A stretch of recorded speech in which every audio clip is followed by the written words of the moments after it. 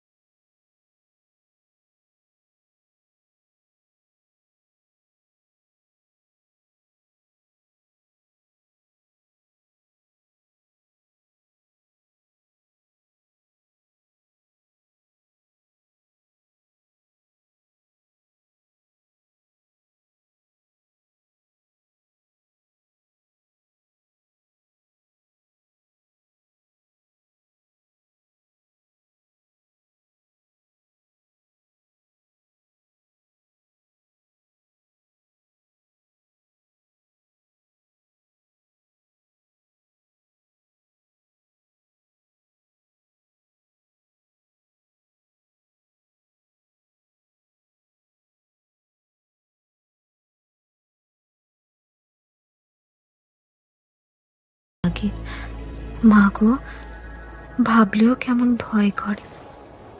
আর আর তোদের দেখে বুঝি আমার ভয় হচ্ছে না? আরে তোরা যে ভূত সেটা খেয়াল আছে? সে তো তুমিও। আচ্ছা, এ দেশে সব লোক গেল কোথায় পুষ্প? এখানে তো খালি তুই আর আমি, মোটে দুটি প্রাণী। আর আর তোর বাবা মা কোথায়? এটা তৃতীয় স্তরের ওপরের অঞ্চল। তুমি জীবনে অনেক কষ্ট পেয়েছো বলে এখানে আসতে পেরেছ, আর এসেছ আমি এখানে তোমায় ডেকেছি বলে। ভগবানের কাছে কত প্রার্থনা করেছি তোমার দুঃখের দিনের অবসানের জন্য। সেসব কথা তুমি আর কি জানো? নইলে সাধারণ লোক মরার পরে এই জায়গায় আসতে পারে না। আমার বাবা এখনো মরেননি, খুব বুড়ো হয়েছেন, কালনায় আছেন আমাদের দেশে। মা অনেক বছর স্বর্গে এসেছেন বটে, কিন্তু তিনি অন্য জায়গায় থাকেন। এই স্তরের নিয়ম এই যে তুমি যদি ইচ্ছে করো তুমি কাউকে দেখতে পাবে না, আর কেউ তোমাকে দেখতেও পাবে না। তুমি আমি এখন নির্জনে খানিকটা থাকতে চাই।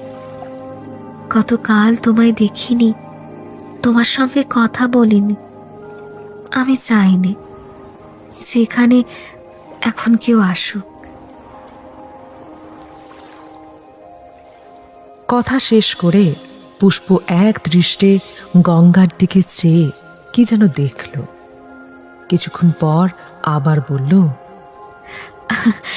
চলো তোমায় পৃথিবীতে একবার নিয়ে যাই। তোমার মৃতদেহটা শ্মশানে দাহ করছে, তোমার দেখা দরকার। পুষ্প যতীনের হাত ধরল।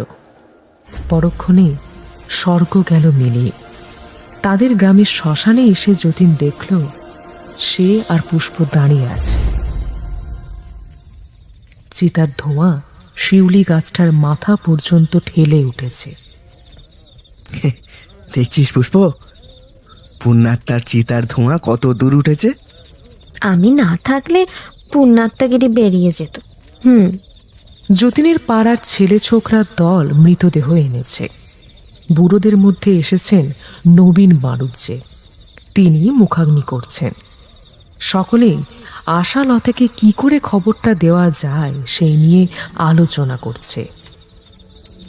যতীন হঠাৎ বলে উঠল, পুষ্প, আশালতাকে একবার দেখবো, একবার নিয়ে যাবি? ওর ওর অনেক বড় সর্বনাশ করে গেলাম। ওর জন্য ভারী মন কেমন করছে রে।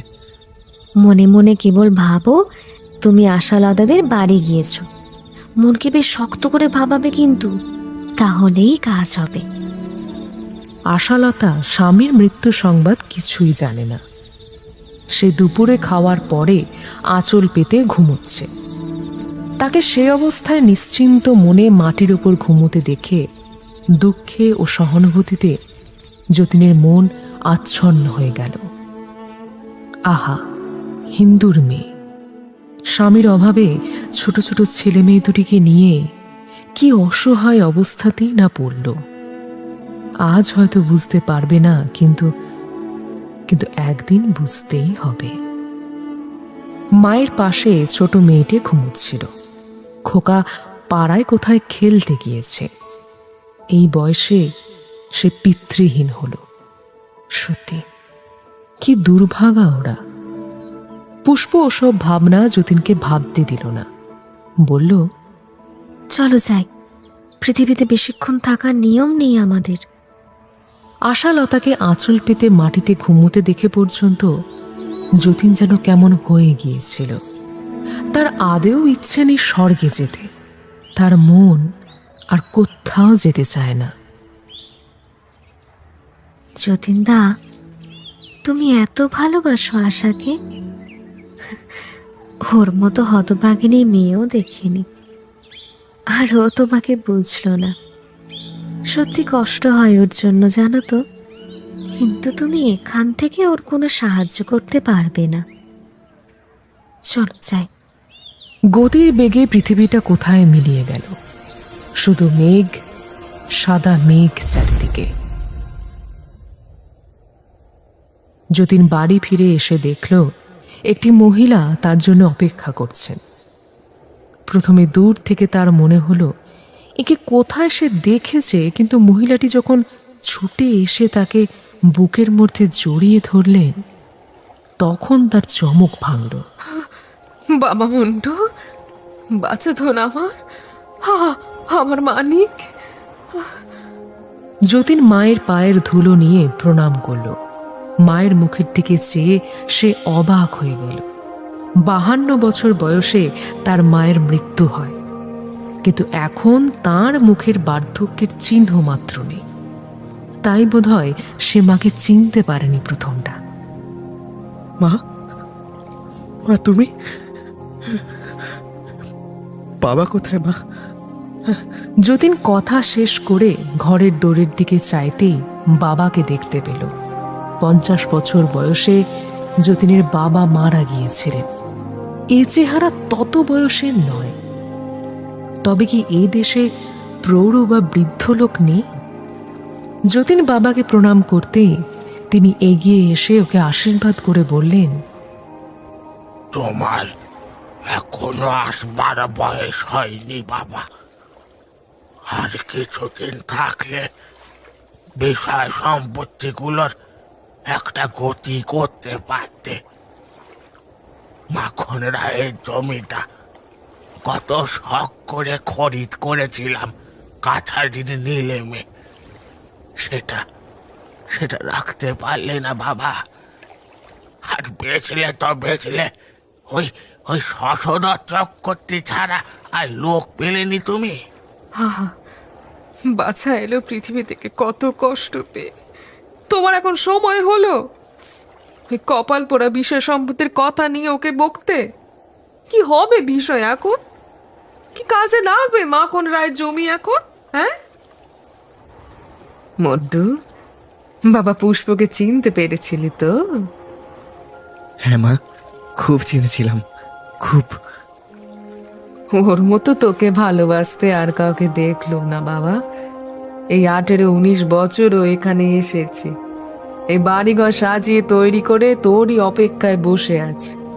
পুষ্প তোকে এনেছে বলি তৃতীয় স্তরে আসতে তুই পেরেছিস, নইলে হতো না। আর উনি এখনো দ্বিতীয় স্তরে পড়ে রইলেন। বিষয় সম্পত্তি যত ওর কাল হয়েছে, এসেছেন আর 16 বছর, বিষয়ের কথা উনি ভুলতে পারলেন। সেই এক ভাবনা সর্বদা। এত করে বোঝাই, এত ভালো ভালো কথা বলি, ওর চোখ সেই পৃথিবীর জমি জমারি দিকে। তাই তো ওপরে উঠতে পারছেন না কিছুতে। এই বলে যতীনের মা খানিকটা চুপ করে রইলেন। তারপর স্নেহের দৃষ্টিতে পুষ্পর দিকে চেয়ে বললেন, উন্নতি করেছে আমার পুষ্পমা, এরকম কেউ পারেনি গো, কেউ পারেনি। এত অল্প দিনে ও যেখানে আছে এখন, আসা যায় না সহজে। ওর পবিত্র একনিষ্ঠ ভালোবাসা এখানে এনেছে ওকে। কত উঁচু জাতির লোকের সঙ্গে আলাপ আছে দেখিস এখন। তারা যখন আসেন আমি থাকতে পারি না।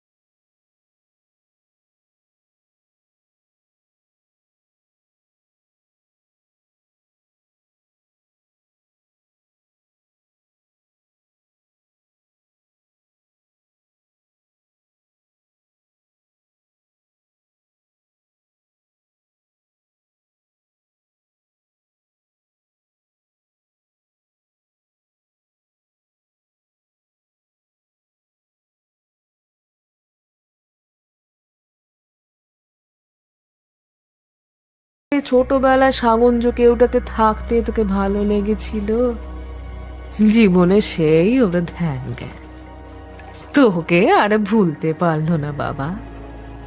তুই বৌমার ব্যাপারে পৃথিবীতে কষ্ট পেতিস, পুষ্পর এখানে তাতে কি কান্না রে। ওর মতো আত্মা পৃথিবীতে যেতে কষ্ট হয়, কিন্তু শুধু তোমার জন্য ও সদা সর্বদা সেখানে যেত। ওকে দেখতে পাওয়া পুণ্যের কাজ। সামনের এই সুন্দর আকাশ, ওই স্রোতস্বিনী ভাগীরথী, সুন্দর রঙের বনানী, অপরিচিত বনলতার সর্বাঙ্গ ছেয়ে সেসব অপরিচিত ফুল, এই শান্তি, এই রূপ, এও যেমন স্বপ্ন। পুষ্পর কথা, পুষ্পর ভালোবাসাও তেমনি স্বপ্ন। যতীন তার জীবনে সত্যিই কোনো ভালো জিনিস পায়নি কখনো। আজ মৃত্যু পারের দেশে এসে তার সারা জীবনের স্বপ্ন সার্থক হতে চলেছে। একথা তার বিশ্বাস হয় না। কোনটা স্বপ্ন আর কোনটাই বা বাস্তব। তার কুরুলে বিনোদপুরের বাড়ি না এই স্বপ্ন লোক, আশালতা না পুষ্প? তারা ওকে বড় ভালোবাসেন রে, মাঝে মাঝে অনেক উপরে নিয়ে যান তাদের রাজ্যে। আমি ওর মুখে সেসব গল্প শুনেছি।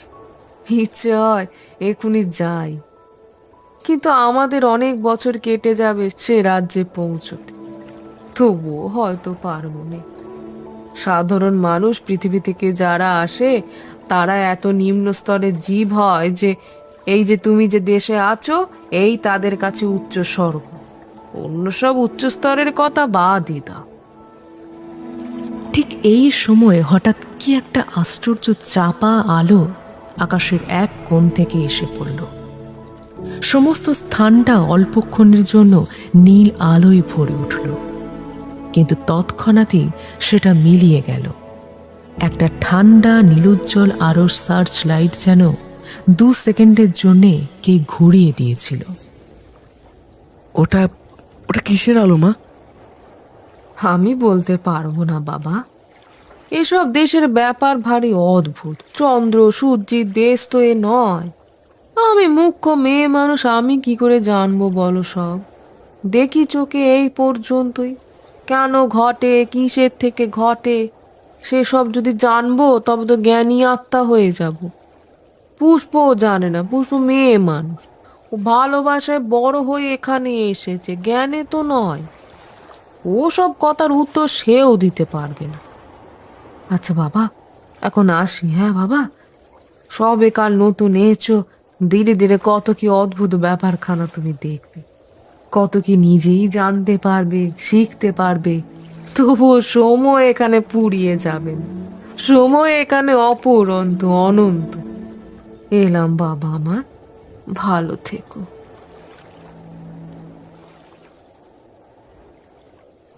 যতীন একদিন পুষ্পকে বলল, আচ্ছা পুষ্প, কতদিন হয়ে গেল এখানে এসেছি বলতে পারিস? এখানে তো দিন রাত্রির কোনো হিসেব পাই না। পৃথিবীর অভ্যেস দূর হতে এখনো তোমার অনেক দিন লাগবে যতুদা। এখানে দিনরাত্রির কোনো দরকার যখন নেই, তখন ঘড়ি দেখার অভ্যাসটা ছেড়ে দাও। সময় যে অফুরন্ত, অনন্ত। যতদিন সেটা অনুভব না করবে ততদিন মুক্তি হবে না। মনের বদ্ধ সংকীর্ণ ভাব দূর না হলে মুক্তি যে সম্ভব নয় যতুদা।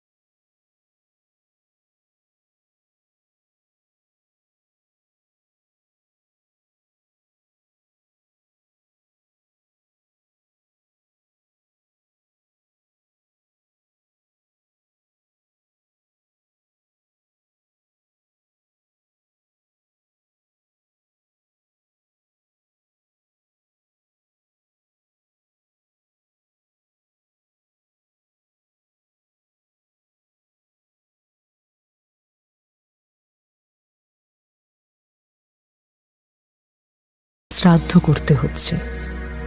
সে যে বড় করুণ দৃশ্য। না, আমি আমি যাব না সেখানে। ওই যে বলেছিলাম, তুমি এই জগতের ব্যাপার কিছুই জানো না। সে ছেলে মানুষ যখন কচি হাতে ছলছল চোখে তোমার নামে পিণ্ড দেবে, সে এমনই আকর্ষণ যে তোমাকে টেনে নিয়ে যাবে। তোমার সাধ্যে কি তুমি না গিয়ে থাকো? খুব ভালোবেসে যে টানবে, তার টান এ জগতে এড়ানো যায় না। পৃথিবীর স্থূল দেহে স্থূল মন বাস করে, এখানে তা নয়।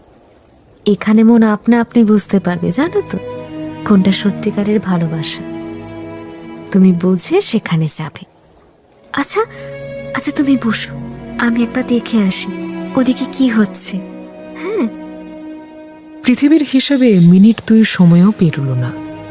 পুষ্প হঠাৎ কোথায় চলে গেল এবং ফিরে এসে বলল, ওখানে এখন সকাল 7টা, শ্রাদ্ধের আয়োজন শুরু হয়েছে। নীলু কিন্তু এখনো ঘুম থেকে ওঠেনি। যতীন ভয়ানক ব্যাকুল আশার খবর জানবার জন্য। ভাবল একবার জিজ্ঞাসা করে পুষ্পকে, কতদিন খবর পায়নি। আশা কেঁদেছিল, চোখের জল ফেলেছিল তার মৃত্যু সংবাদে। জানবার জন্যে সে মরে যাচ্ছে, কিন্তু লজ্জা করে পুষ্পকে এসব কথা বলতে। যতীন বুড়ো শিবতলার ঘাটের রানায় চুপ করে বসে রইল। সামনে স্রোতস্বিনী গঙ্গা, নীল আকাশের তলা দিয়ে একদল পাখি উড়ে এপার থেকে ওপারে যাচ্ছে। ঘাটের উপরে বৃদ্ধ বটের শাখার নিবিড় আশ্রয়ে একটা অজানা গায়ক পাখি অতি মধুর স্বরে ডাকছে। যতীনের মন আজ অত্যন্ত বিষণ্ণ। আশা কি খুব কেঁদেছিল? আশাকে সে বড় নিঃসহায় অবস্থায় ফেলে রেখে এসেছে। স্বামীর কর্তব্য স্ত্রী পুত্রকে সুখে রাখা, তার অভাবে তারা কষ্ট না পায় তার ব্যবস্থা করা। কিন্তু সে যে অকর্মণ্য স্বামী, নিজের কর্তব্য পালন করার শক্তি তার ছিল না। আশাকে সে সুখী করতে পারেনি একদিনের জন্য। যতুদা, বৌদিদির কথা ভেবে ভেবে যে সারা হলে দেখছি। আচ্ছা চলো, তোমাকে এক জায়গায় নিয়ে যাই আজ। বৌদিদির কাছে নিয়ে যেতাম, কিন্তু পৃথিবীর সঙ্গে বেশি যোগাযোগ এখন তোমার পক্ষে ভালো নয়। তাছাড়া তুমি তার আর কোনো উপকারও করতে পারবে না। কোথায় নিয়ে যাবি পুষ্প? অনেক উঁচু এক স্বর্গে। নতুন এসেছো পৃথিবী থেকে, তোমরা বুঝতে পারবে না। মনে করলে সেখানে যাওয়াও যায় না। তোমার যাওয়া সম্ভব হবে শুধু আমি নিয়ে যাব বলে। তবে কিন্তু পৃথিবীর সম্বন্ধে সকল রকম চিন্তা মন থেকে তাড়াও। সে যে আমি পারবো না পুষ্প। তোর বৌদি বড় অভাগিনী, তার কথা তো কিছুতেই ভুলতে পারছি না। এসব দয়া বা সহানুভূতি তোমায় নামাবে না, উপরে ওঠাবে। এগুলো নিয়ে তাই চিন্তা নেই। কিন্তু সাবধান, বিষয় সম্পত্তির কথা যেন ভেবো না। ত্রিশঙ্কুর অবস্থা হবে নয়তো। এবার এসো আমার সঙ্গে।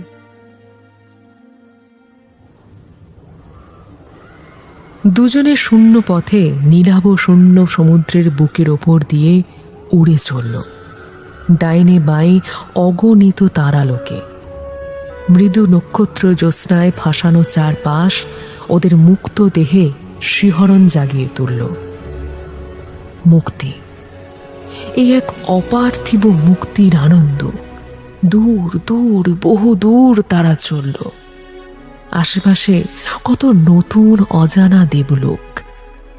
ক্রমে একটা নতুন লোকের কাছাকাছি ওরা আসতে লাগলো।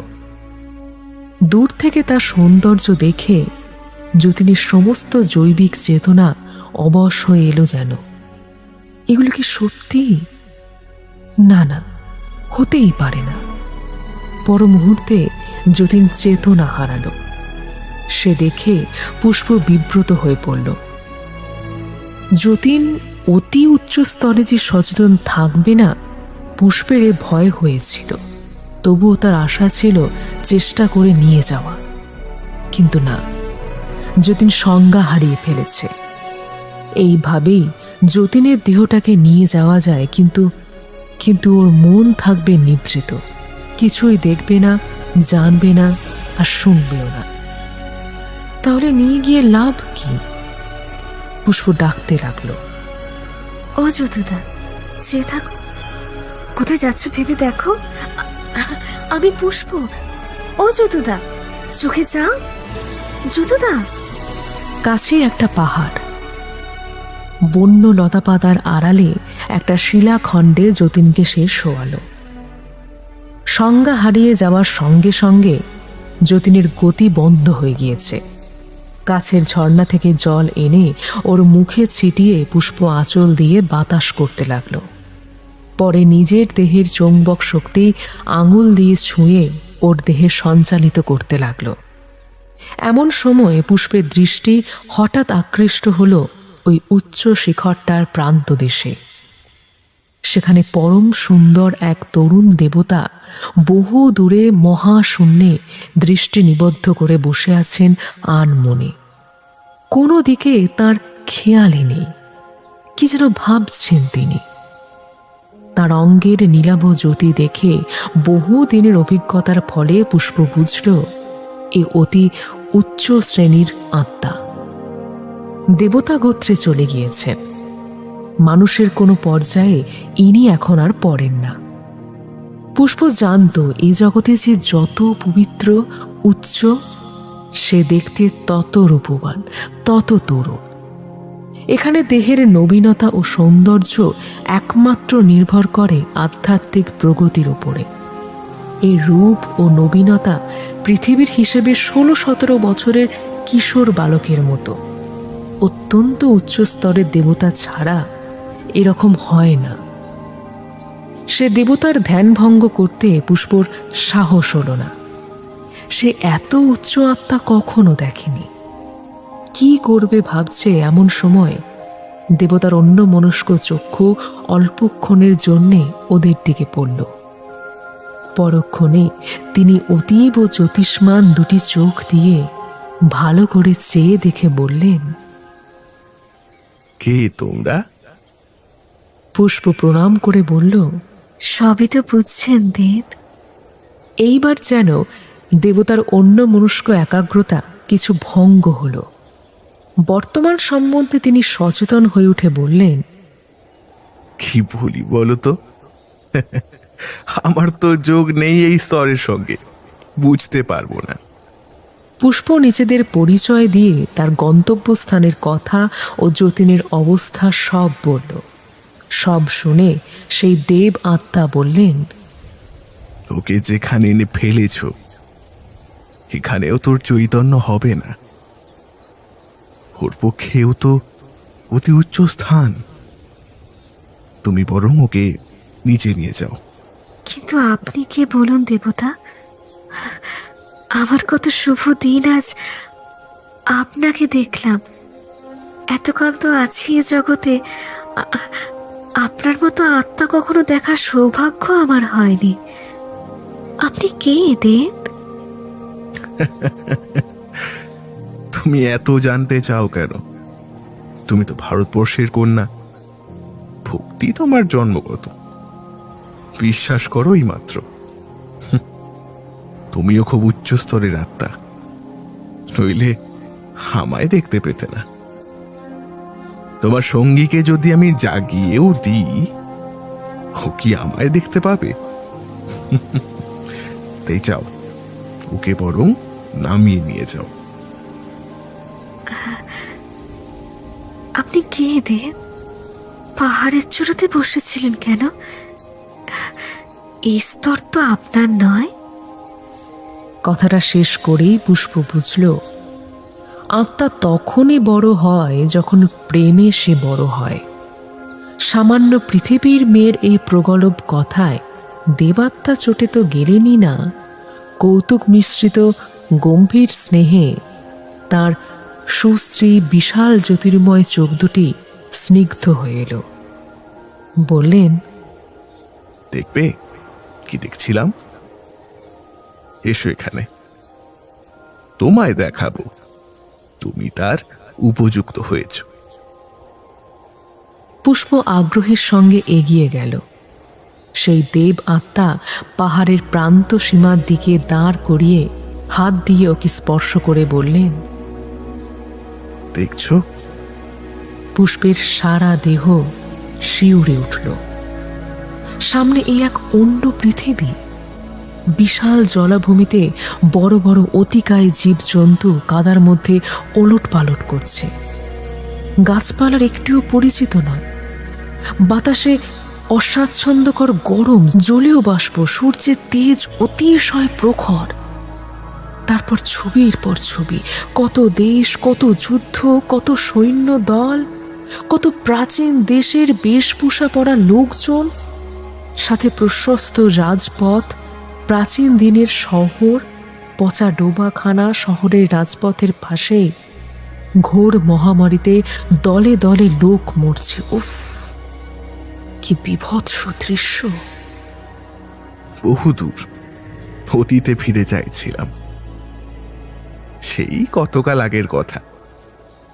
কত লোককে হারিয়েছি, কত মধুর হৃদয় আর কখনো খুঁজে পাইনি।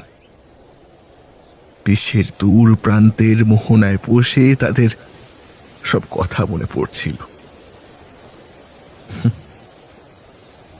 যা দেখলে সবই আমার জীবনের বিভিন্ন অঙ্কের রঙ্গভূমি বলতে পারো। লক্ষ্মী মেয়েটি, এবার তুমি যাও। এখন তোমার সঙ্গী ছেলেটিকে নিয়ে নিচে নেমে যাও। আপনার দেখা আবার কবে পাবো দেব?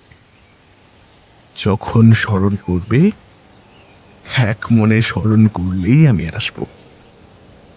কিন্তু হ্যাঁ, যখন তখন আমায় কষ্ট দিও না।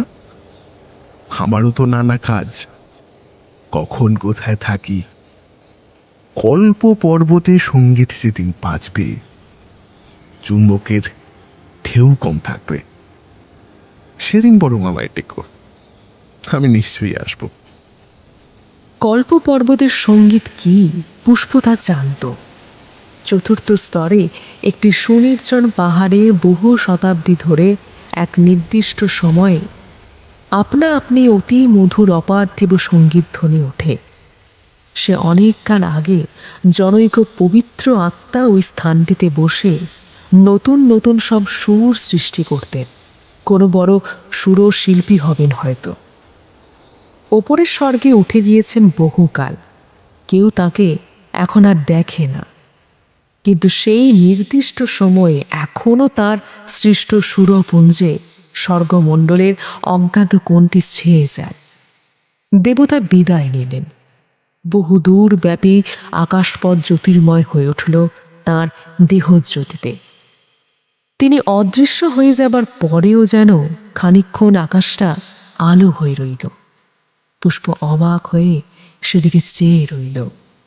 এত বড় দেবতা এতদিন এখানে থেকেও কখনো সে দেখেনি। যতীনের চেতনা ফিরে এলো বাড়ি ফিরবার পথে। পুষ্পকে শুধল,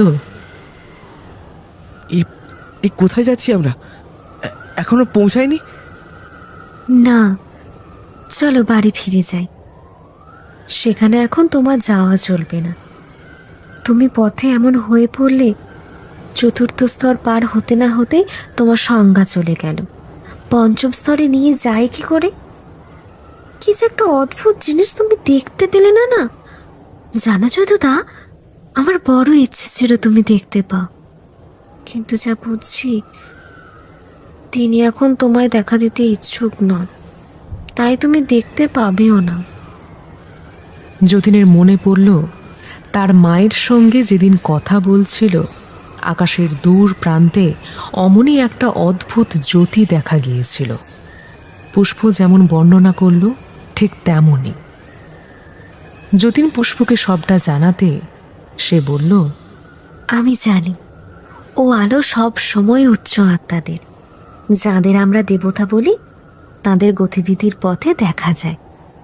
যখন তারা যান, উল্কার মতো উজ্জ্বল হয়ে ওঠে তাদের পথ। অত শুদ্ধ আত্মা কিন্তু আমাদের স্তরে কমই আসেন, খুব কমই দেখা যায়। দেখ পুষ্প, আমি তোর এখানে এসে ভেবেছিলাম কত উঁচু স্তরেই নিয়ে এসেছি, কিন্তু কিন্তু আজ আমার সে অহংকার ভেঙে গেল। অত সব উঁচু স্তর আছে, তাকে জানতাম আগে। তুমি কি ভাবতে এই আমাদের বৈকুণ্ঠ ধাম? আসলে তুমি নতুন এসেছো কি না, তোমার দোষ কি? যারা এখানে অনেক দিন আছে তারাও জানে না সবটা ভালো করে। আমি শুনেছিলাম এক শুদ্ধ আত্মার কাছে, জানো তো, যার কাছে তোমায় নিয়ে যাচ্ছিলাম, তিনি বলেন 7ম স্তর পর্যন্ত আছে, যেখানে পৃথিবীর মানুষ যেতে পারে।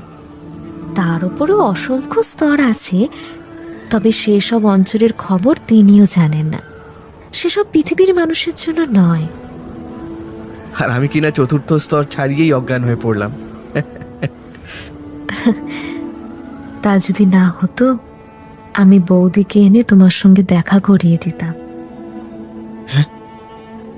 আশাকে কি করে? সে ঘুমিয়ে পড়লে তার সূক্ষ্ম দেহ স্থূল দেহ থেকে বার করে, এরকম করা যায়, আমি করতেও জানি। কিন্তু বৌদিদির কোনো জ্ঞান থাকবে না যখন তাকে এখানে আনা হবে।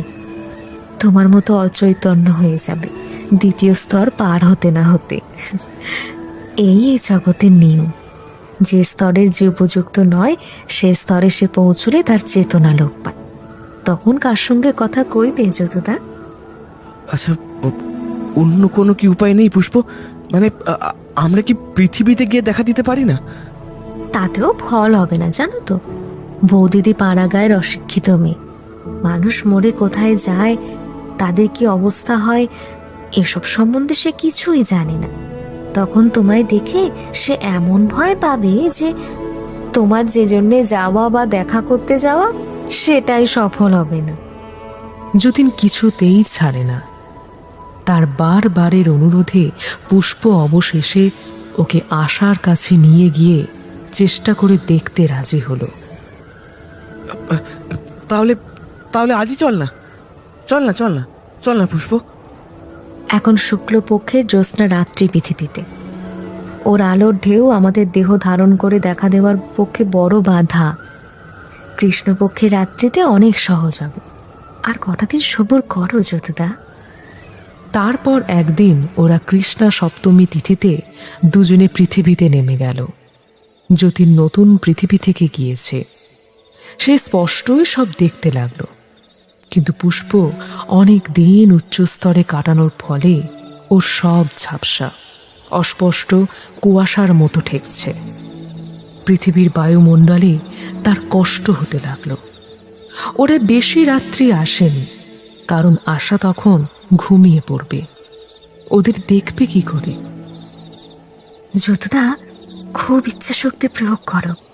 খুব জোর করে ভাবো যে আমি আশাকে দেখা দেব দেব দেব। তুমি বেশি দিন পৃথিবী ছেড়ে যাওনি, তোমার দেহ স্থূল চোখে দেখা যাবে তাহলে।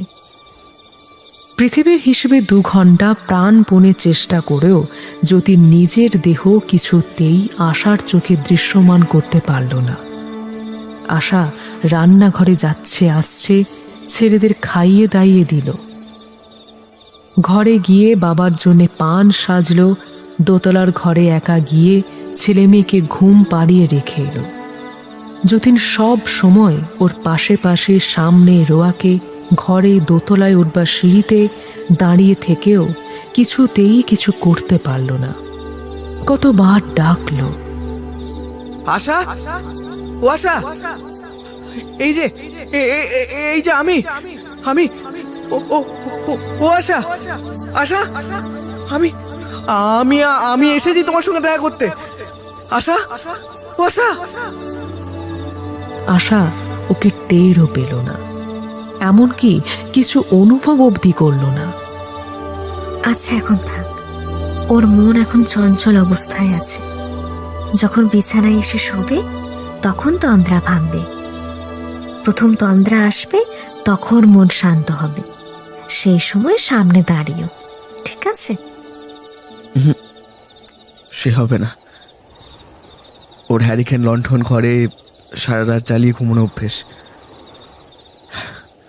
সে আলোতে তো কোনো কাজই হবে না।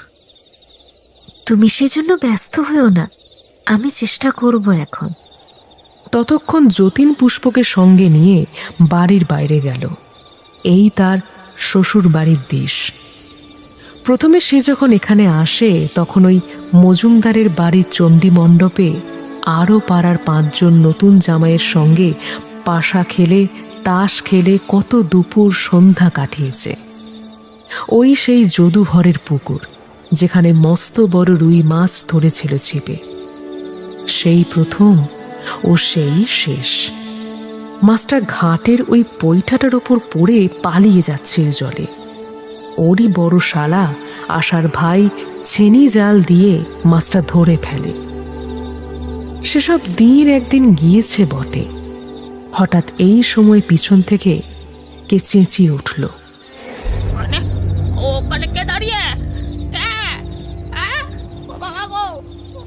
ওরা দুজনেই ফিরে চাইল। যদুভরের ছেলে শ্রীশ ভর গাড়ু হাতে পুকুরের ঘাটে নামতে গিয়ে হাঁ করে অবাক হয়ে ওর দিকে চেয়ে আছে। হাত 20-25 দূরে। তুমি পৃথিবীর ভাবনা খুব এক মনে ভাবছিলে, তাই তোমায় দেখতে পেয়েছে। পরক্ষণেই দেখা গেল শ্রীশ গাড়ু রেখে ওর দিকে এগিয়ে আসছে। সে যে পুষ্পকে দেখতে পাচ্ছে না সেটা বোঝাই যাচ্ছে। তার বিস্মিত দৃষ্টি শুধু যতীনের দিকে নিবদ্ধ। পরক্ষণে কিন্তু সে থমকে দাঁড়িয়ে ভয় চিৎকার করে উঠল, বাবা গো, এ কে? রাম রাম রাম রাম রাম রাম রাম রাম রাম রাম। যতীন তো অবাক। এরকম ভয় পেল কেন? চিৎকারই বা করে কেন? সে বাঘ না ভাল্লুক? ওদিকে শ্রীশ ভরের গলার আওয়াজ পেয়ে ততক্ষণে তাদের বাড়ির মধ্যে থেকে, পাশের নিমাই ভরের বাড়ি থেকে, ওর জ্যাঠামশাই নন্দভরের বাড়ি থেকে অনেক লোক, ছেলে বুড়ো বেরিয়ে এলো। সকলের সমবেত প্রশ্নের উত্তরে শ্রীশ হাঁপাতে হাঁপাতে বলল, ও কি কাণ্ড, কি কাণ্ড! এমন তো কদিন দেখিনি। কি দেখলাম জানো? ওইখানে দিব্যি দাঁড়িয়ে ছিল সাদা মতন একজন মানুষ। যেমন দেখেছি অমনি মিলে গেল। বাপরে বাপ, স্পষ্ট নিজের চোখে দেখলুম গো, স্পষ্ট নিজের চোখে দেখলুম। তোমরা বলছো চোখের ভুল, আমি কি গাঁজা খাই যে চোখের ভুল হবে? ওরে বাপরে! সবাই গোলমাল করতে লাগলো। 2-1 সাহসী লোক এগিয়ে দেখতে এলো লেবু গাছের আড়ালে কেউ লুকিয়ে আছে কিনা। যতীনের আশেপাশে যাতায়াত করছে, অথচ সে আর যতীন সেখানেই দাঁড়িয়ে। যতীন হাসতে হাসতে বলল, লোকগুলো কানা নাকি রে? হ্যাঁ, খুঁজছে যাকে সে তো এখানেই দাঁড়িয়ে রয়েছে।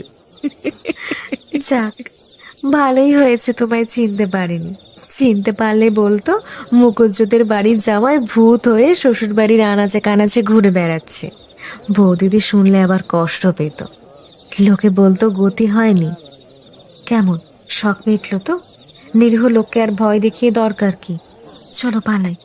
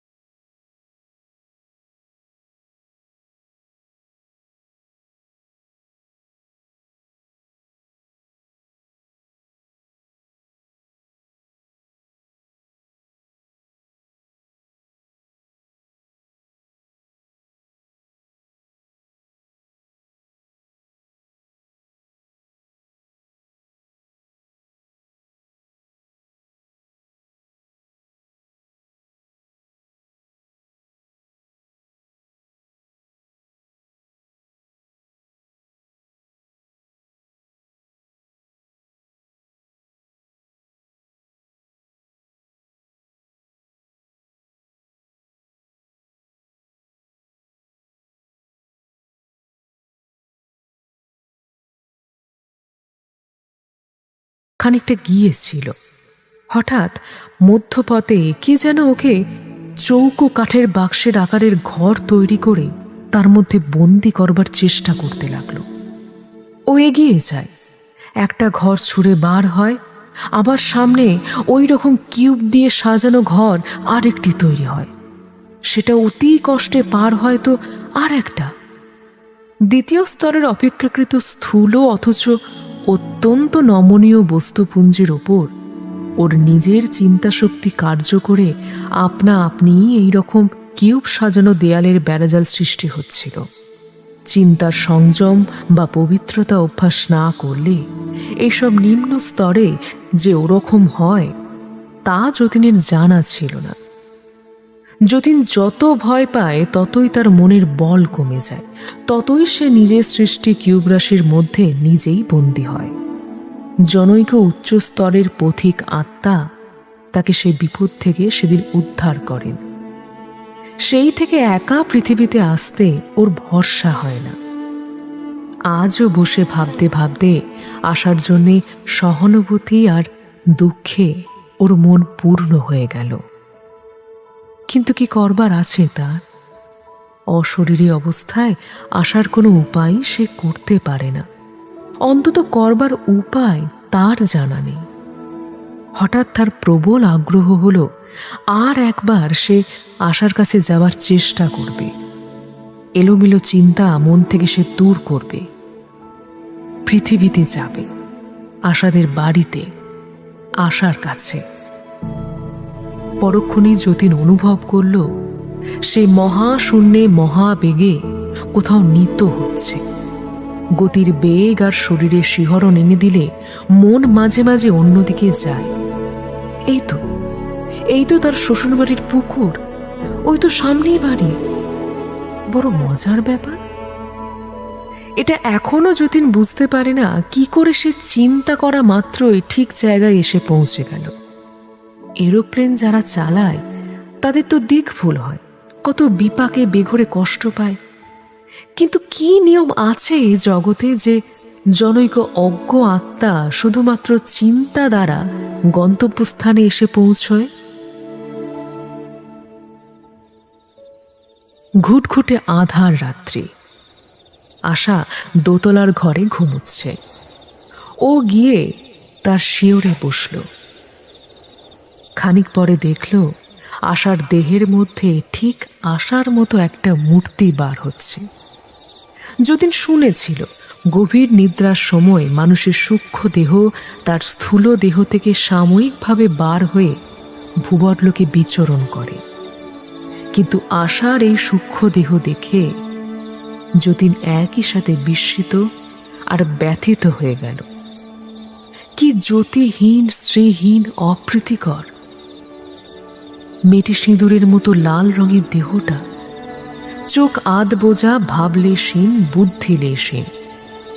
একটু পরে সে দেহের দুজোড়া চোখের দৃষ্টি যতীনের দিকে গিয়ে পড়ল, কিন্তু সে দৃষ্টিতে এমন কোনো লক্ষণ নেই যাতে যতীন বুঝতে পারে যে আশা ওকে চিনেছে বা ওর অস্তিত্ব সম্বন্ধে সচেতন হয়েছে।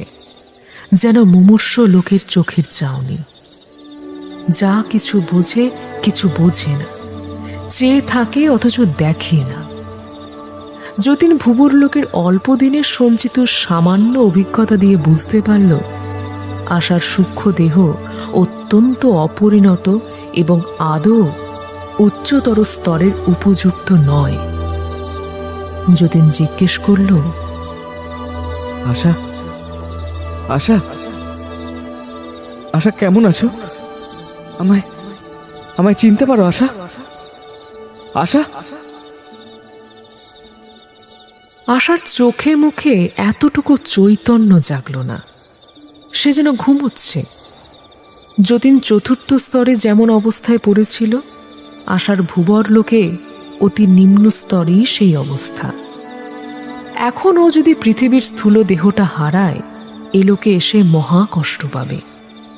কারণ যে দেহটা নিয়ে এ লোকের সঙ্গে কারবার, সে দেহটাই ওর তৈরি হয়নি। সদ্য প্রসূত অন্ধ বিড়াল ইঁদুর ধরবে কেমন করে?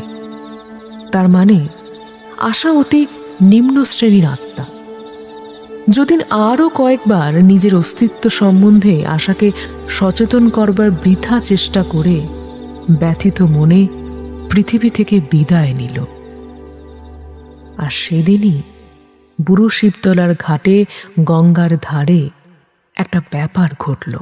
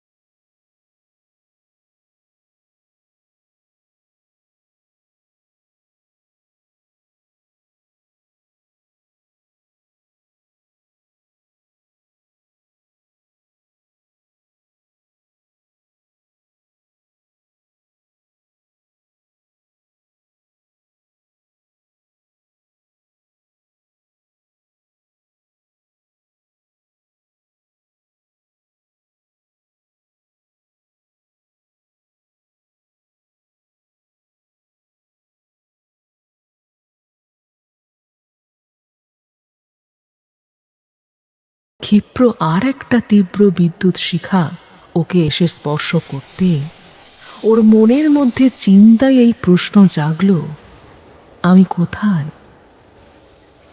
দেবতাকে কিন্তু দেখা যায় না, তাঁর স্থানে শুধু একটা আলোর মণ্ডলী দৃশ্যমান। পুষ্প উত্তর দিল, দেব, আপনি পৃথিবীর আত্মিক লোকে। আবার বিদ্যুতের শিখা।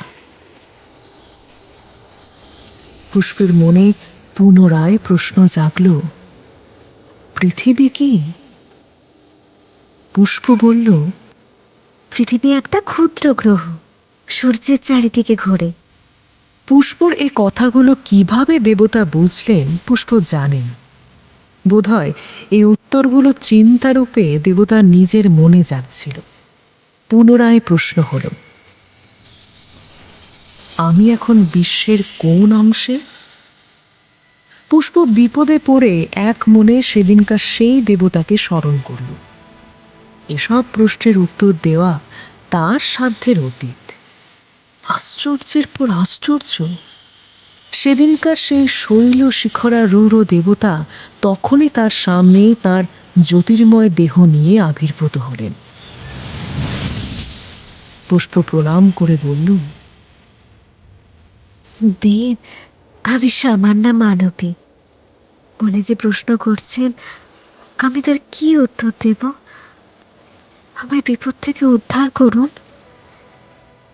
তারপর সে দ্বিতীয় দেবতাটির পানে কৃতজ্ঞতা ও বিস্ময়পূর্ণ দৃষ্টিতে চেয়ে রইল।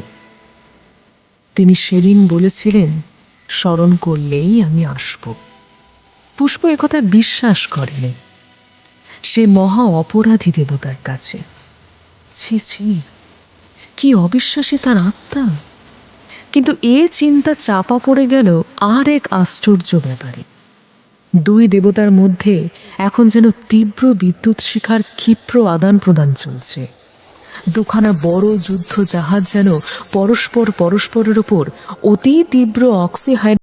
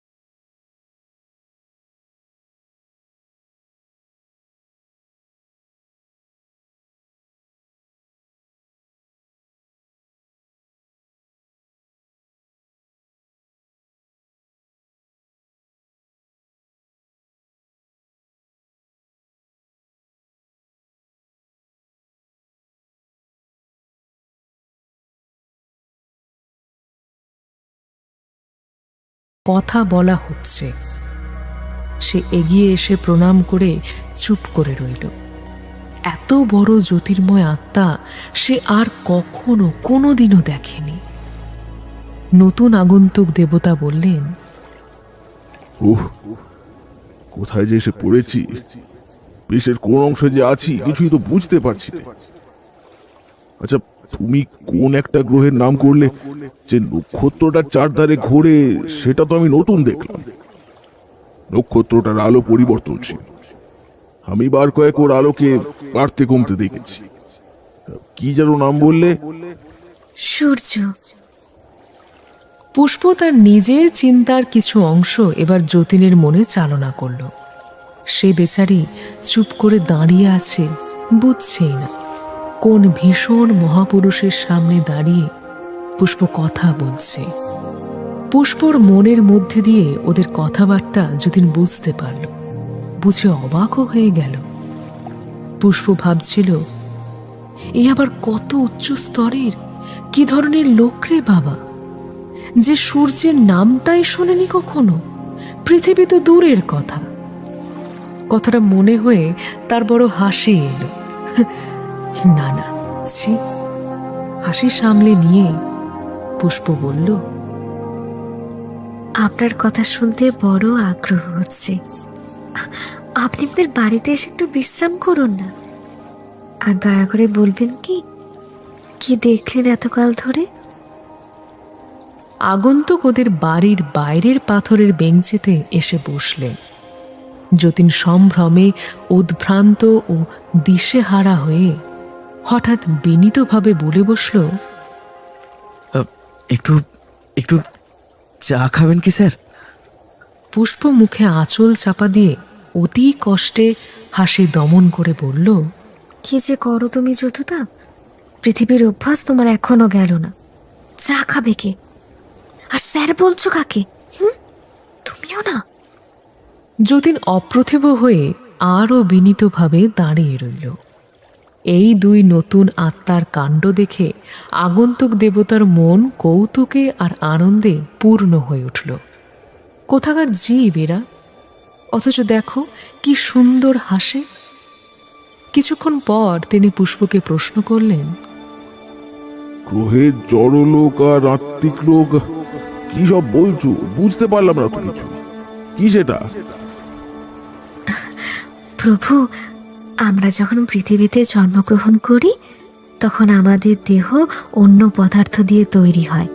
সে দেহ স্থূল, সেখানকার সব জিনিসই সেই ধরনের স্থূল পদার্থে গড়া। তারপর একটা সময় আসে যখন সেই স্থূল দেহটা নষ্ট হয়ে যায়, তখন আমরা এই আত্মিক লোকে আসি। কেন প্রভু, আপনি কি জানেন না? শুনেছি বটে, এমন হয় কোনো কোনো গ্রহের জীবের ক্ষেত্রে। আমার অভিজ্ঞতা নেই।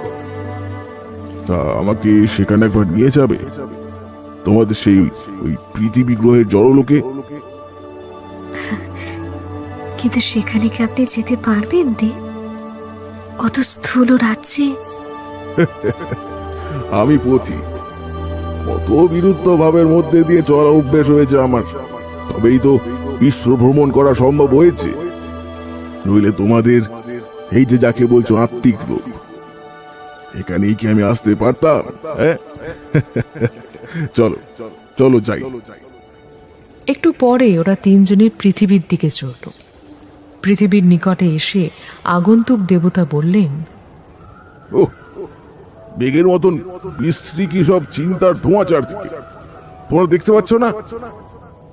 যতীন তো কিছুই দেখতে পায় না, কিন্তু পুষ্প জানে পৃথিবীর মানুষের পাপের ও দুঃখের নানা রকম চিন্তার মেঘ পৃথিবীর বায়ুমণ্ডলে জমা হয়ে মাঝে মাঝে পৃথিবীতে যাতায়াতের সময় তাকে কষ্ট দিয়েছে। তবু সে পৃথিবীরই জীব, তার ততটা কষ্ট হয় না যতটা ইনি পাবেন। যেখানে ওরা নামলো সেটা ভারতবর্ষের বিহার অঞ্চলের একটা ছোট্ট গ্রাম। মহিষের দল মাঠে চড়াচ্ছে রাখালরা। তিনজন মেয়ে মানুষ একটা ভুট্টা ক্ষেতের ধারে দাঁড়িয়ে ঝগড়া করছে। পৃথিবীতে ভাদ্র মাস, শরতের বেশ পরিষ্কার নীল আকাশ, বন্যার জল এসে নেমে গিয়েছে। গ্রামের মধ্যে গৃহস্থ বাড়ির উঠানে পচা কাদা। একটা বাড়িতে মকাইয়ের মড়াইয়ের মধ্যে জল ঢুকে মকাইয়ের দানা পচিয়ে ফেলেছে বলে বাড়ির মেয়েরা মকাইগুলো নামিয়ে ঝাড়ছে। কাটিহাট থেকে মুঙ্গেরগামী একখানা ট্রেন এসে পড়ল। নব্য আগন্তুক দেবতা অধিক বিস্ময়ের সুরে বললেন, কি আশ্চর্য, এদের গতি এতটুকু জায়গা সীমাবদ্ধ, এর চেয়ে দ্রুত ওরা যেতে পারেন? মানুষ ওই গাড়িটা তৈরি করেছে, ওকে বলে রেলগাড়ি। খুব জোরে মানুষকে এক জায়গা থেকে আরেক জায়গায় নিয়ে যায় প্রভু। এক জায়গায় দুটি ছোট ছোট ছেলে মেয়ে ভুট্টা ক্ষেত থেকে ভুট্টা চুরি করে খেতে গিয়ে ক্ষেত্রস্বামীর হাতে পড়ে খুব মার খাচ্ছে দেখে দেবতা বললেন, আহা, এদের তো বড় কষ্ট হচ্ছে।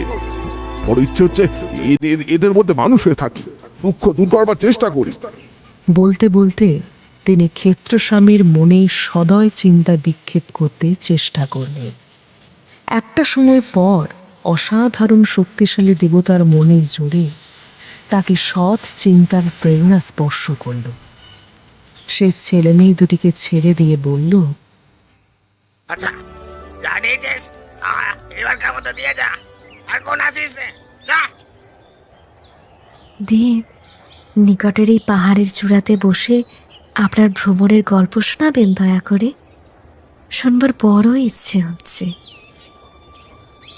পাহাড়ের মাথায় ছোট ছোট জঙ্গল, একটা ফাঁকা জায়গায় বন্য হরিতকি গাছের তলায় ওরা বসল। দেবতা তার ভ্রমণের কাহিনী বলতে লাগলেন। সে ভারী চমৎকার কথা। তার সব কথা যতীন বা পুষ্প বুঝতে পারছিল না, তবুও তারা মুগ্ধ হয়ে গেল তার দীপ্ত মুখের ভঙ্গিতে, কথার সুরে। কত লক্ষ বছর আগে তিনি বেরিয়েছেন বিশ্ব ভ্রমণে। কত গ্রহ, উপগ্রহ, নক্ষত্র জগৎ, কত ছায়াপথ, নীহারিকা পুঞ্জ, মানস গতিতে ভ্রমণ করেছেন। আলো বা বিদ্যুতের সেখানে পৌঁছতে লক্ষ লক্ষ বছর লাগে। সে সব সুন্দর নক্ষত্র মণ্ডলী পার হয়ে লক্ষ আলোকবর্ষ দূরের অঞ্চলে চলে গিয়েছেন। তখনও দেখেছেন বহু দূরে আর এক অজানা বিশ্বের সীমা, মহাশূন্যের প্রান্তে আবছায়া দেখা যায়। আবার সেই বিশ্বেও পৌঁছেছেন। আবার অগণিত নক্ষত্র, গ্রহ, উপগ্রহ, নীহারিকারাজির মধ্য দিয়ে দেবতার অমিত গতিতে বহু শত বৎসর ধরে ছুটে গিয়ে যেমন যেমন তার সীমা ছাড়িয়েছেন। আবার দূরে দেখতে পেয়েছেন আর এক রহস্যময় অজ্ঞাত কোনো তারকামণ্ডলী। সব শুনে পুষ্প বলল, আমাদের সঙ্গে করে নিয়ে যাবেন? কিন্তু তা যে অসম্ভব। এই গ্রহের বিভিন্ন আত্মিক স্তর ছেড়ে তোমরা তো কোথাও যেতে পারবে না। এর আকর্ষণে তোমাদের টেনে রাখবে। সে দেহ তোমাদের তৈরি হয়নি। আচ্ছা, আমি এখন যাই তাহলে। তবে একটা বিষয়ে সাবধান থেকো। তোমরা দেখতে পাচ্ছ না, কিন্তু আমি পাচ্ছি। তোমাদের এই এই গ্রহটার চারদিক ঘিরে একটা বিরাট শক্তিশালী চুম্বকের ঢেউ বইছে। সেটা সব সময় তোমাদের ওই পৃথিবীর দিকে টানছে। এই ঢেউয়ে পড়লে ঘুরিয়ে নিয়ে এসে কিন্তু পৃথিবীর জড়লোকে তোমাদের ফেলে পুনরায় জড়দেহ ধারণ করতে বাধ্য করবে। এটাকে পুনর্জন্মের ঢেউ বলা যেতে পারে। তাই খুব সাবধান থেকো কিন্তু। পুষ্প আর যতীন দুজনে ওনাকে প্রণাম করল। পুষ্প বলল, আবার যেন আপনার দেখা পাই দেব। পর মুহূর্তে দেবতা অন্তর্হিত হলেন।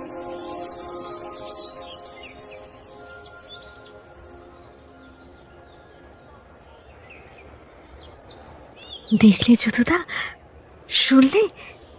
ওই সেই চুম্বকের ঢেউ। আমাকে এক দেবতা বলেছিলেন অনেক দিন আগে, জানো তো? তোমাকে একবার পঞ্চম স্তরে নিয়ে যেতে যেতে বিপদে পড়েছিল। তুমি অজ্ঞান হয়েছিলে, মনে আছে? সেইবারই তার সঙ্গে দেখা।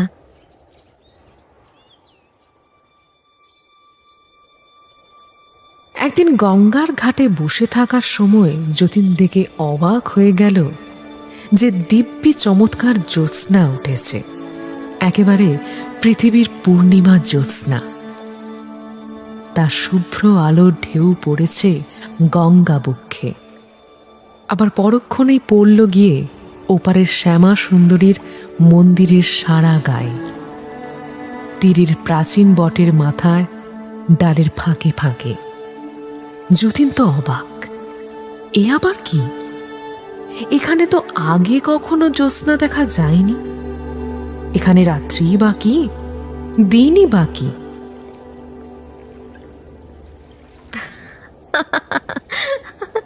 কি গো যতুদা, কেমন জ্যোৎস্না হয়েছে দেখো। মনে পড়ে তুমি আর আমি কেওটার বুড়ো শিবতলার ঘাটে এমনই জ্যোৎস্না রাতে বসে কত ইলিশ মাছ ধরা দেখতাম। হ্যাঁ, কিন্তু কিন্তু এই জ্যোৎস্না উঠলো কোথা থেকে? আর চাঁদই বা এলো কি করে? তৈরি করলুম জ্যোৎস্নাটা।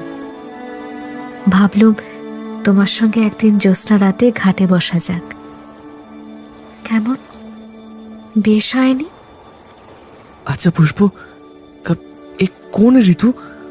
মানে তুই কি যে কোনো সময়কে তৈরি করতে পারিস? এ তো বড় অদ্ভুত। সময় এখানে মনের দ্বারা সৃষ্টি করা যায় যদুদা, যেমন অন্য সব জিনিস করা যায়। সে তো তুমি চোখের ওপর দুবেলা দেখছো। আচ্ছা যদুদা, সাগন চুকে ওঠার কথা মনে পড়ে? খুব মনে পড়ে পুষ্প, খুব মনে পড়ে। সে একবার আমি কাছ থেকে পড়ে গিয়েছিলাম, মনে আছে? সেই তোর কি কান্নায়! সত্যি আমি একবার ভাবি জীবনে কি পুণ্য না জানি করেছিলাম যে তোর মতো মেয়ের সঙ্গ পেয়ে আমি ধন্য হয়েছি। আমার তো এখনো মনে হয় এসব স্বপ্নই। আহা, যা মুখে আসে তাই। পুষ্প বুঝতে পারে যতীন আশার কথা ভাবছে। ঘাটে এসে বসেই তার ওর কথা মনে হয়েছে। যত উচ্চ স্তরের আত্মাই হোক, পুষ্প মেয়ে মানুষ, তার মনটা হু হু করে ওঠে। যতুদাকে সে আবাল্য ভালোবাসে, প্রাণ দিয়ে ভালোবাসে, কিন্তু যতুদা তার চেয়ে যে আশা বৌদিকে বেশি ভালোবাসে এ কথা সে জেনেও মনে স্থান দেয় না বেশিক্ষণ। উপায় কি? এই তার অদৃষ্ট লিপি। নইলে সে ছেলেবেলায় পৃথিবী ছেড়ে যতুদাকে ছেড়ে আসবে কেন? যতীনের গত ১৩ বছরের জীবনে পুষ্প ছিল না, ছিল আশা। এই অবস্থায় আশার সঙ্গে যতীনের মনের যোগ অনেক গাঢ়। কারো কোনো দোষ নেই। পুষ্পের মনে দুঃখের ছায়া এসে পড়তে বাইরের জ্যোৎস্না ক্রমশ ম্লান হয়ে গেল। মন প্রফুল্ল না থাকলে মানসিক সৃষ্টি ক্ষুণ্ণ হবে। হঠাৎ পুষ্প যতীনের দিকে চেয়ে বলল, একটা কথা ভুলে গিয়েছিলাম যতুদা, আজ গল্প পর্বতের গান বাজনাতে। চলো তোমাকে শুনিয়ে আনি। সে এক অদ্ভুত জিনিস, জানো তো? শিগগির চলো। ওদের স্বর্গ থেকে বেরিয়ে ওরা শূন্যে বয়ে চলল। বহু দূরে একটা সবুজ নক্ষত্রের দিকে আঙুল দেখিয়ে পুষ্প বলল, ওই যে ওইখানে আমাদের যেতে হবে। ওই দিকে এক দৃষ্টে চোখ রেখে ভাবো যে আমরা ওখানে যাব।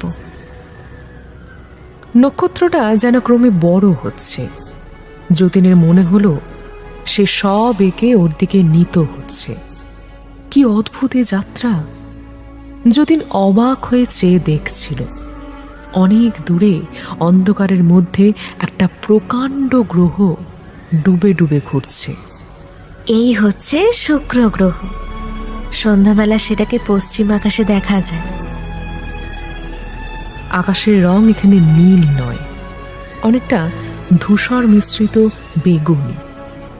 শূন্য পথে অনেক আত্মা তাদের মতোই যাওয়া আসা করছে, তবে তাদের মধ্যে কেউই উচ্চ শ্রেণীর নয়। ওদের রং দেখে শ্রেণী ঠিক করতে শিখে গেছে যতীন।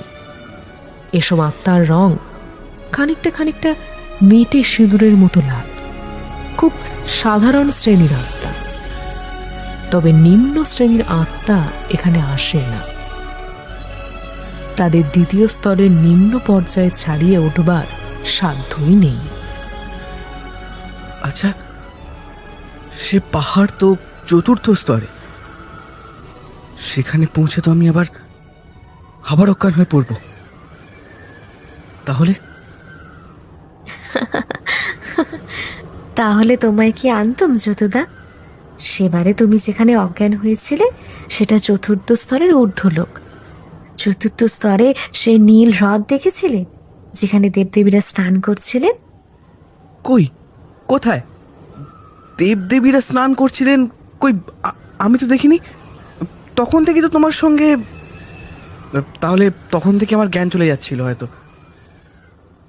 কথা বলতে বলতে ওরা একটা অত্যন্ত সুন্দর দেশে এসে পৌঁছালো। দেশটার চারিদিকেই চক্রবাল রেখার কুলে কুলে নীল পাহাড়। গাছপালা সেখানে আদৌ তৃতীয় স্তরের মতো নয়, কোনোটার রং নীল, কোনোটার বেগুনি, কোনোটা সোনালি। ফুল ফল যেন রঙিন আলো দিয়ে গড়া। পাহাড়ের মাথায় মাথায় যেন জ্বলন্ত রঙিন আলোর মেলা। পুষ্প একটা গাছের ফুল তুলে ওকে দেখালো।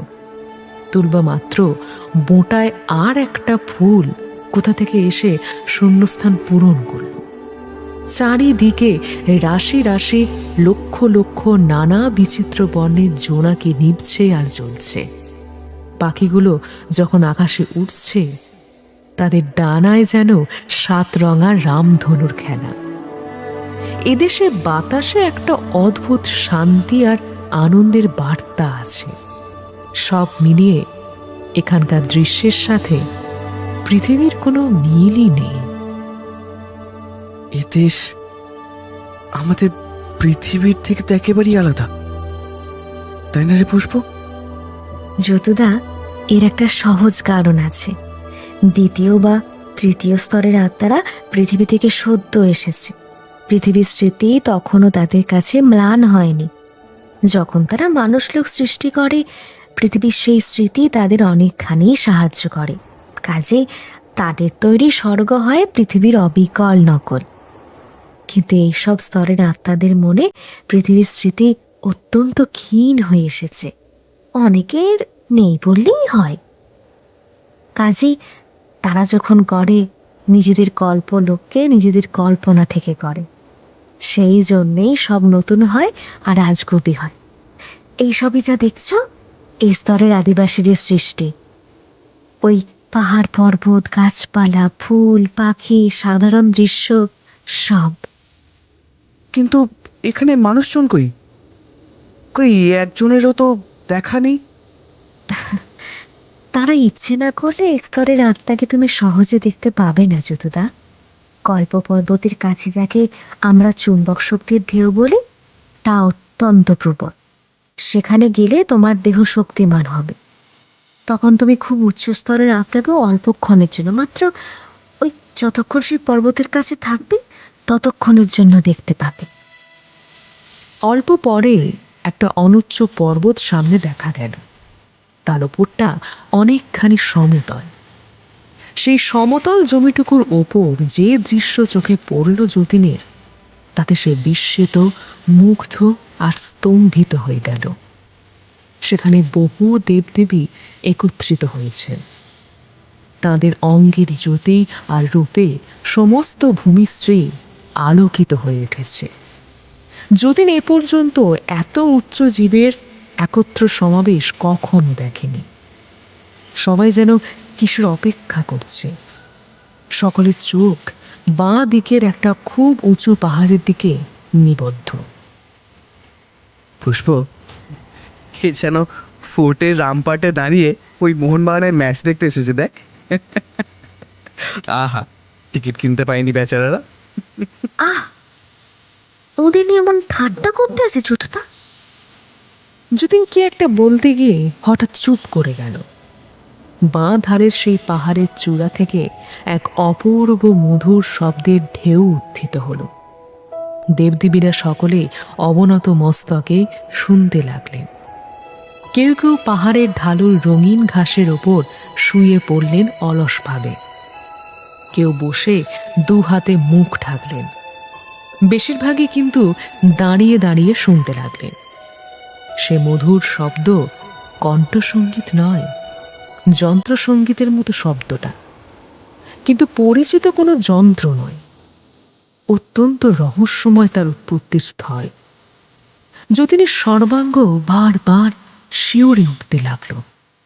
শুনতে শুনতে যতীনের মনে হলো সে আর পৃথিবীতে বদ্ধ আত্মা নয়, সে উচ্চ অমৃতের অধিকারী দেবতা হয়ে গিয়েছে। সে মুক্ত, সে বিরাট। এ কি আনন্দ, এ কি শিল্প মাধুর্য, কি অভিনব অনুভূতি! অন্যদিকে কেউ আর দাঁড়িয়েনি, সবাই বসে পড়েছে। নিস্তব্ধ চারিদিক, শুধু সেই যন্ত্র সঙ্গীত এক টানা বয়ে চলেছে। বিরাম নেই, বিরতি নেই, পৃথিবীর কোনো ভাষাতেই তার বর্ণনা নেই। কতক্ষণ সময় কেটে গেল তার লেখাজোখাও নেই। অনন্ত কাল ধরে অমন সঙ্গীত প্রবাহিনী যেন ভাগীরথী ধারার মতো বয়ে চলেছে তো চলেছে। যতীন দেখল পুষ্প কাঁদছে। ও নীরবে পুষ্পের হাতে হাত দিয়ে তাকে নিজের কাছে সস্নেহে নিয়ে এলো। তারপর কখন সে অপূর্ব সঙ্গীত থেমে গিয়েছে, বিচিত্ররূপী জ্যোতির্ময় জীবেরা মহাশূন্যে অদৃশ্য হয়ে গিয়েছেন, কখন জ্যোৎস্নার আলোতে সারা দেশ ভরে গিয়েছে, ওদের খেয়ালই নেই। জ্যোৎস্না কেবল বহু পূর্ণিমার সম্মিলিত জ্যোৎস্না লোকে চারিদিকে ভরপুর।